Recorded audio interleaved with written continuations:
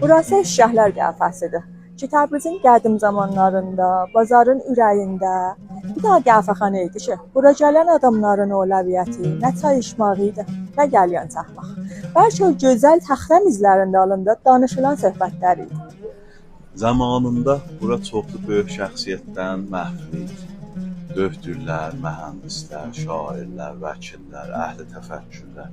Məsələn, Ustad Şəhriyar, məsələn, Döktür Qərəbağı, tənnazlarımızdan Sarı Quluxan idi, Müstəcabüddəvə idi, Ay Təvəkkül idi və bundan əlavə öz deyişiklarına görə Cəlal-i Əli Əhmədlə Qulam Hüseyn Saidi öz tənzillərin buradan ilham alıblar. Bu tikə səmavər yerimizdir ki, Kamilə. Səmavəri orada gəlir. Bu qismətdə dör, hadır, səhkiydi ki, biz indi həsr eləmişik. Yəni bu tikə kollən səhkiydi. Rəhmətlik bizim böyük baba Hacı Abbas Əli buranın sahibi və malikici qəhvəxanaya təsis eləmişdilər.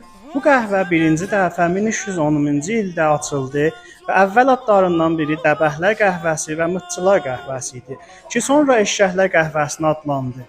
Buranın adına heç tolanmır. Niyə ki, bura bir dənə böyük siyasi məhfil hesab olurdu və çoxlu xeyir işlər burada görülərdi.